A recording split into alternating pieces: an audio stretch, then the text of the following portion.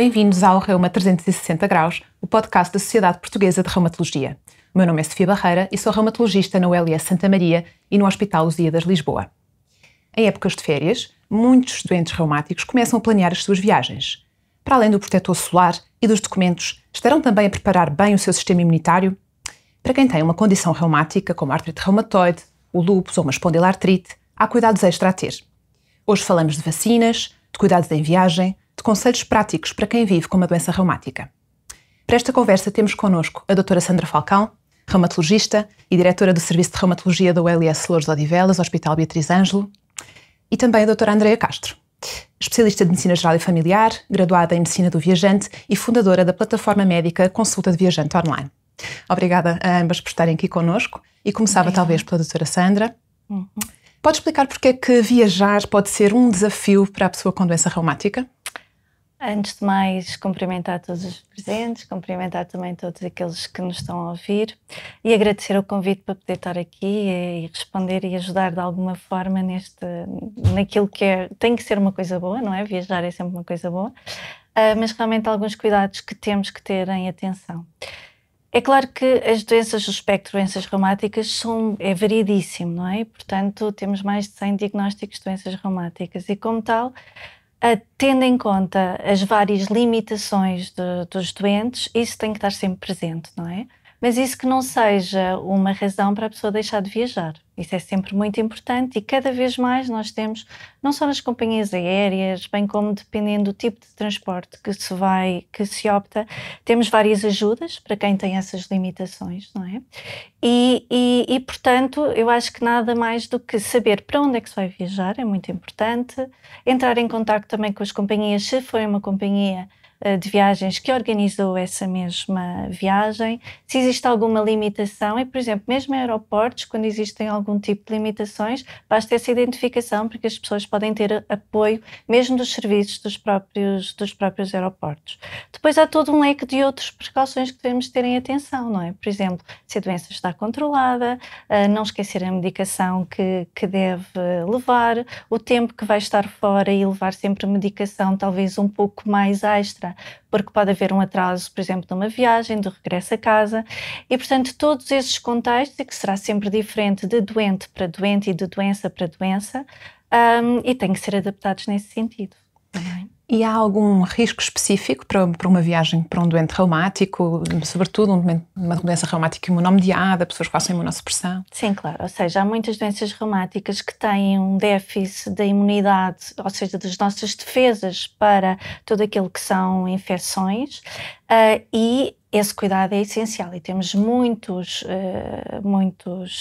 destinos em que temos que ir até inclusivamente a consultas específicas, como a consulta do viajante, para se poder organizar bem essa viagem, as várias precauções e tratamentos que podemos introduzir, seja, por exemplo, uma vacina que a pessoa não esteja contemplado e que não tenha ainda feito ao longo da sua vida, seja até profilaxias de algumas doenças específicas que são endémicas em alguns países, também outras coisas que podemos ter e ter sempre em atenção, dependendo do destino também o consumo de água, não é? Que deve ser sempre água canalizada, água engarrafada, não da água de distribuição de rede. E, portanto, por exemplo, algumas pessoas também, quando vão a restaurantes, as saladas estão lavadas, não estão lavadas com águas também que tenham sido não preparadas pela própria pessoa, portanto, o gelo, que muitas vezes também o gelo também, e depois há uma série de outros cuidados que podem ser e temos que ter em atenção, não é? Mas sem dúvida que nós sugerimos sempre e aconselhamos sempre a consulta do viajante para que especialistas que tratam especificamente e sabem porque a variabilidade das doenças também noutros países também vai mudando ao longo do tempo. E, portanto, há que se fazer adaptações mediante isso e, portanto, essa consulta é essencial para que tenhamos uma organização e que não haja precalços na nossa viagem. Obrigada por esta dica e por esta deixa, e aproveito pegando aqui nesta dica da consulta do viajante para questionar a doutora Andreia quais são as pessoas que devem efetivamente recorrer à consulta de medicina do viajante e, para além da consulta de medicina do viajante, o que é que os doentes devem considerar antes de planear uma viagem? no geral, qualquer pessoa que faça uma viagem a partir de fora da Europa e algumas localizações, Estados Unidos, Canadá e depois ali alguns extras, devem considerar fazer uma consulta de medicina de viagem. Portanto, por outro lado, temos Europa, América Central, Zona das Caraíbas, América do Sul, África, continente asiático. Depois, quando nós nichamos um bocadinho para aqueles que são os doentes da área da reumatologia, então aí faz muito mais sentido, porque nós sabemos que estes doentes, devido a uma maior ou uma menor imunossupressão, são doentes que estão muito mais sujeitos a um maior risco de infecções, a um maior risco de interações entre determinados medicamentos, depois também de vacinas que podem ou ter uma contraindicação total ou não devem ser tomadas em determinado contexto, por causa da medicação que está a fazer, ou o doente pode não estar estável, e portanto é uma área em que nós temos realmente que ter uma articulação, se calhar é das áreas onde a articulação com os profissionais da reumatologia é mais importante, porque a área da reumatologia é, como estava a minha colega a dizer e bem, é tão vasta e a seriedade da patologia e a forma como impacta a vida e a qualidade de vida destes doentes é tão grande que realmente esta consulta muitas vezes tem que ser munida de um apoio também dos colegas da área, para viabilizar realmente os tratamentos, seja preventivo, seja a nível de tratamento também durante as viagens. E começando talvez pela parte da prevenção e das vacinas, que são uma ferramenta essencial para proteger o nosso sistema imunitário e particularmente neste contexto de viagem, onde podemos estar expostos a agentes infecciosos que não são os do dia-a-dia do local onde vivemos. Quais são as vacinas que habitualmente são recomendadas para as principais viagens ou para as viagens que as pessoas realizam mais frequentemente? Nós, quando pensamos a nível de vacinas, temos sempre que equacionar para onde é que a pessoa vai, quanto tempo é que vai e o que é que vai fazer, em que contexto. Uma viagem em lazer é um bocadinho diferente de uma viagem de trabalho, uma viagem de uma semana é diferente de uma viagem de um mês. E, portanto, se formos numa primeira análise pensar em quais são as vacinas, aquilo que será indicado para aquele destino é sempre as mesmas indicações, não é? Agora, temos que depois adicionar isto à lâmina do doente que tem patologia reumática, porque aí sim temos que, em algumas situações, perceber se ele pode fazer ou não. Ou seja, temos aqueles doentes que têm situações estáveis ou mesmo cuja medicação não tem um grande impacto a nível da vacina e, portanto, nós fazemos uma abordagem exatamente igual àquela que faríamos num doente saudável, entre aspas, mas depois temos o outro lado, não é? E o outro lado é o doente realmente imunossuprimido. E nestas situações, normalmente nós sabemos, por exemplo, as vacinas vivas, onde a vacina da febre amarela é o melhor exemplo, normalmente é contraindicada, ou então tem que ser espaçada de determinada medicação, exatamente. Temos também as vacinas inativas e essas sabemos que normalmente são seguras. Exemplos, a hepatite A, a febre tifoide injetável, a vacina da poliomielite injetável também, meningite C. Portanto, temos sempre que lá está, em primeiro lugar, considerar para aquele destino o que é que deveríamos fazer e depois, basicamente, perceber se para o doente em questão temos que individualizar essa decisão, se podemos fazer ou não. E já percebemos aqui um bocadinho para quem é a consulta de medicina do viajante e algumas das particularidades e da interação para o doente reumático. Uma questão que eu também acho que é importante é a do timing, porque muitas pessoas muitas vezes deixam a consulta de medicina do viajante para muito próximo da viagem e, sobretudo, caso tenham que fazer alguma vacina, estas coisas têm o seu tempo. O que é que recomendaria? Idealmente, aquilo que está protocolado é a consulta do viajante ser feita cerca de 4 a 6 semanas antes da viagem ocorrer. Normalmente, aquilo que nós assistimos na prática é que as consultas são realizadas cada vez mais em cima da hora, ou as pessoas procuram fazê-la mais em cima da hora. Por vezes por desconhecimento, por vezes por alguma descontração, e isto depois também nos levanta muitas dificuldades, porque neste caso em concreto do doente com patologia reumática, é muito importante nós estarmos articulados com o reumatologista. E muitas vezes nós dizemos mesmo, olha, isto é aquilo que você deveria fazer, contudo nós precisamos de validar esta informação como reumatologista. Precisamos ter a certeza se a doença está estável, se pode haver uma contraindicação e por vezes não temos esse tempo entre o doente sair da nossa consulta, obter o feedback do reumatologista e passar e depois fazer ainda determinada vacina que também não tem um efeito imediato, não é? Porque é feita a administração, mas depois temos que esperar, não, mas ela demora na realidade ali uns dias até atingir o seu resultado máximo, ideal. Muitas vezes não temos esta oportunidade, portanto, Entre 4 e 6 semanas é o padrão, não me choca que possa ser um bocadinho mais cedo nestes casos. Nestas situações. E pegando aqui neste exemplo que a doutora Andreia deu, por exemplo, da restrição que pode haver à realização de vacinas vivas, como a vacina da febre amarela, que é uma das que mais frequentemente é necessária para viajar para alguns países um bocadinho mais exóticos, digamos. Do ponto de vista do reumatologista, como deve ser feito o planeamento para um doente que esteja a fazer, por exemplo, um fármaco que muitos dos que nos estão a ouvir conhecerão, metotrexato, ou os chamados medicamentos biotecnológicos, como é que deve ser feita esta gestão das vacinas? Isto é o seguinte, inicialmente, quando nós temos estes diagnósticos, não é? Nestas doenças um pouco mais complicadas, em que o sistema imunitário vai estar envolvido de uma forma um bocadinho diferente, as vacinas devem ser planeadas logo numa fase muito atempada. Porquê? Porque qualquer medicamento que nós vamos controlar o sistema imunitário, no fundo, estas doenças surgem por uma desregulação do mecanismo de defesa, começa a atacar as estruturas que não devia atacar. E, portanto, aquilo que nós fazemos com estes medicamentos é tentar reduzir esta reatividade para também o sistema imunitário ficar preparado para atacar o que tem que atacar, não é? Portanto, vamos fazer ali um bocadinho de um reset. Quanto mais precocemente nós fizermos vacinas, é o ideal para que também possamos ter uma melhor resposta à própria vacina, não é? Contudo, nós temos uma regra, sem dúvida, que são os medicamentos que são mais problemáticos, enquanto que medicamentos como o metotrexato e mesmo doses baixas de corticoide não fazem grande interferência naquilo que era a resposta imunitária e muitas das vezes, até mesmo na vacina sazonal da gripe, nós podemos não fazer, o metotrexato se faz todas as semanas, uma vez por semana, nós podemos não fazer na semana da administração, mas efetivamente não existe propriamente uma evidência que haja assim uma resposta vacinal tão diferente do que a população em geral. O mesmo pode não acontecer, por exemplo, nos doentes com agentes biológicos, que, apesar de ter este nome um bocadinho friendly, muito simpático, são, em termos de escala de imunossupressão, são mais intensos do que, mais potentes, digamos assim, do que aqueles medicamentos mais convencionais.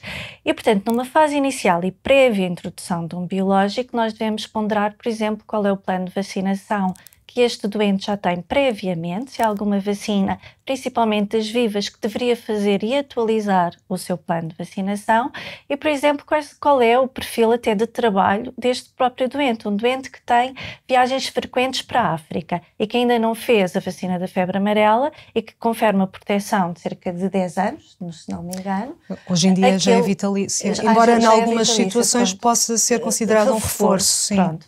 Mas, efetivamente, é uma vacina que, quando programado, uma pessoa que tem esta atividade de ir para zonas endémicas, aí deve fazer até antes da introdução do biológico esta mesma vacina. Portanto, nada como a discussão de todas estas situações individualmente, entre o reumatologista e o doente, para decidir realmente e avaliar quais são as vacinas que estão em falta, aquelas que devem ser feitas e o melhor timing para a sua realização.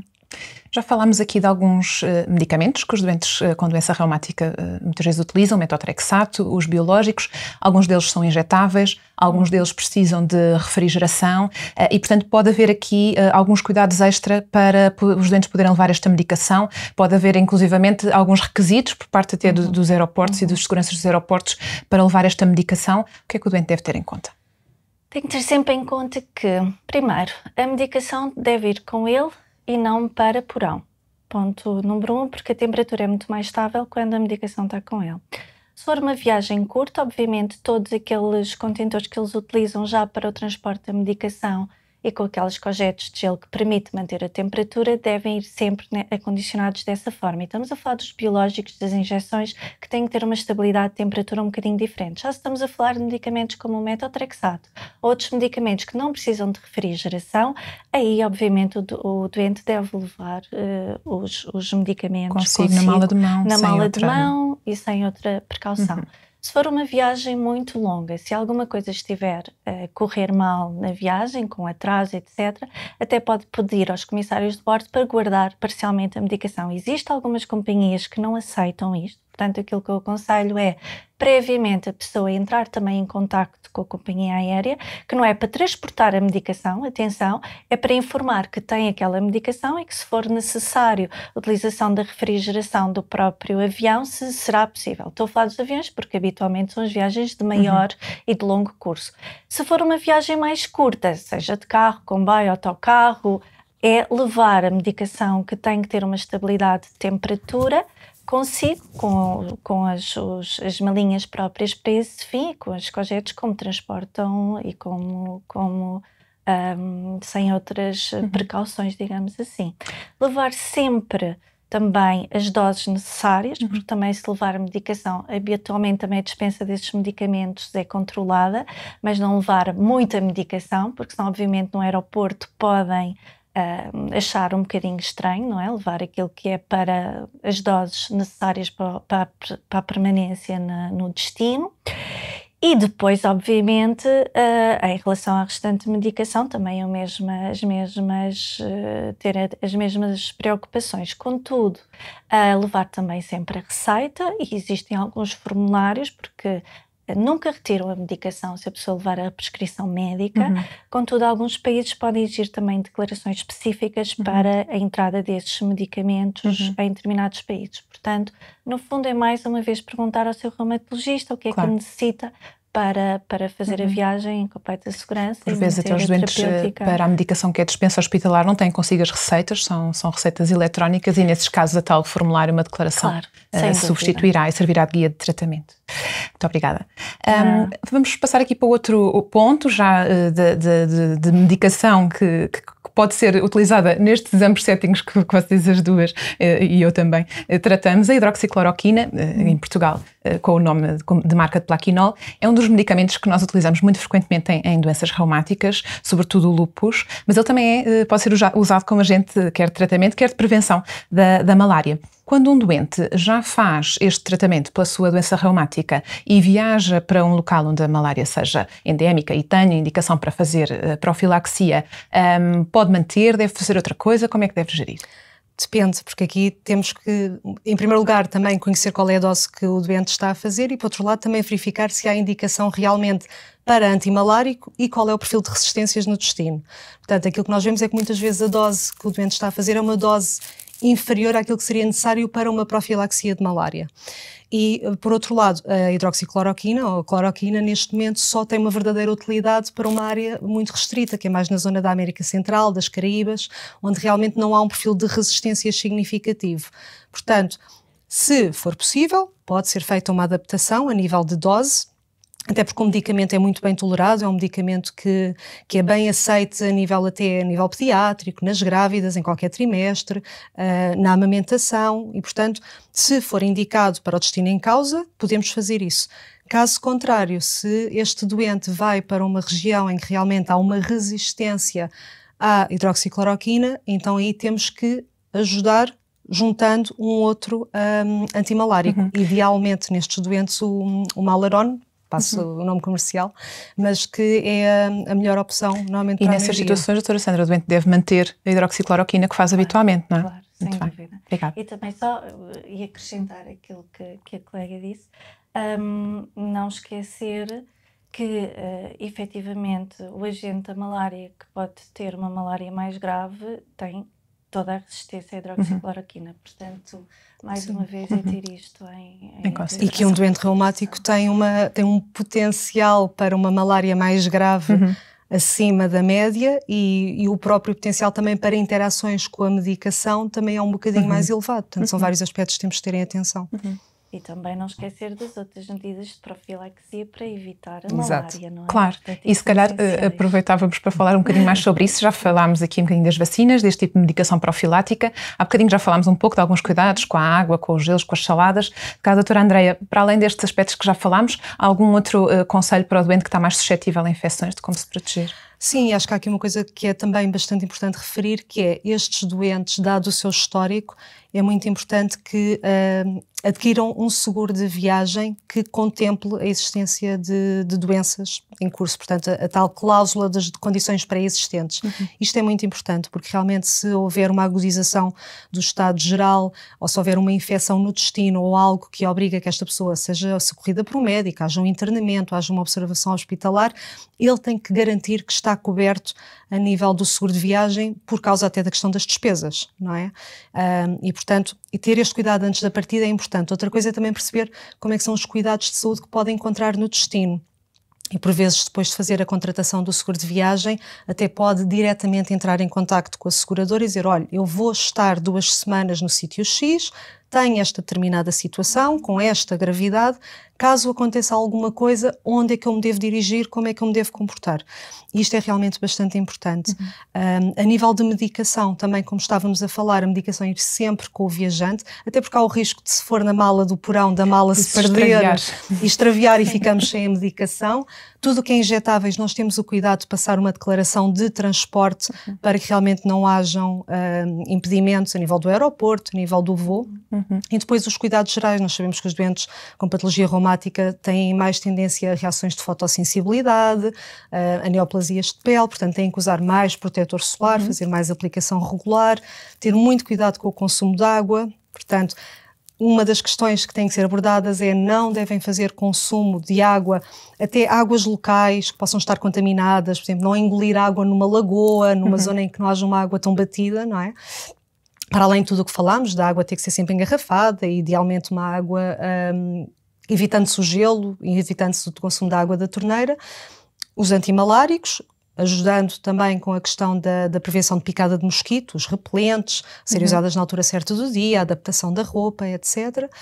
Nível respiratório, se estivermos novamente numa situação mais complicada, pode fazer sentido este doente ter que levar uma máscara ou ter que levar alguns testes até Covid para poder fazer no imediato e reforçar muito a questão da higiene das mãos.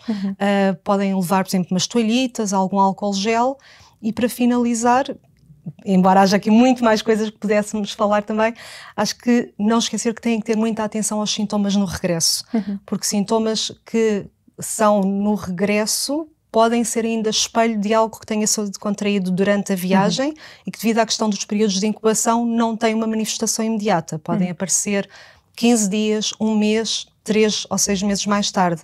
Por vezes isto acontece, quer a nível de doenças transmitidas por mosquitos, como dengue, como malária, quer também a nível de doenças gastrointestinais, por exemplo, diarreias por parasitas, por algum tipo de bactérias que têm situações mais crónicas e que estes doentes também têm eles próprios mais tendência à cronicidade de várias situações. Portanto, olhar sempre aqui num sentido global do viajante enquanto viajante, pessoa, não é? Mas depois com este acrescento da doença. Claro. Acho que já percorremos aqui quase o 360 à volta desta questão. Exato. Se calhar só questionar a doutora Sandra, para além de tudo o que já falámos, assim nos últimos 30 segundos, mais algum conselho de algo que não tínhamos falado? Repelentes também podem ser diferentes de sítio para sítio, portanto, local para local do globo podem ser adaptados. Alguma medicação que podem levar para algumas situações de emergência, como os medicamentos para a febre, como conhecido por todos paracetamol, alguns antialérgicos, porque por vezes podem existir algumas reações alérgicas e o próprio médico pode explicar. Também a diarreia do viajante, que é tão frequente, e que explicarmos quais são os sinais de alarme e que também pode levar um antibiótico direcionado para isso, como também os antidiarreicos, se for o caso disso. Portanto, vendo assim as situações emergentes em que se a pessoa estiver um bocadinho mais isolada, não ter que ir a correr para o hospital e conseguir fazer a própria gestão da sua doença. E depois também já sabem como é que a doença evolui e às vezes também eles próprios já sabem o que devem fazer se tiver uma agudização que seja transitória. E, portanto, tudo isso discutir com o seu reumatologista, que é para depois poder sentir também e aproveitar em pleno na sua viagem, discutir com o reumatologista e com o médico na consulta de medicina do viajante. Muito obrigada a ambas. E para si, hoje aprendemos que viajar com uma doença reumática é totalmente possível, desde que seja planeado com cuidado. Ter as vacinas em dia, ter os medicamentos bem organizados, ter um bom seguro de viagem e ouvir o seu corpo são a chave para uma aventura sem stresses. Muito obrigada por ouvir o Reuma 360 Graus. Até à próxima viagem.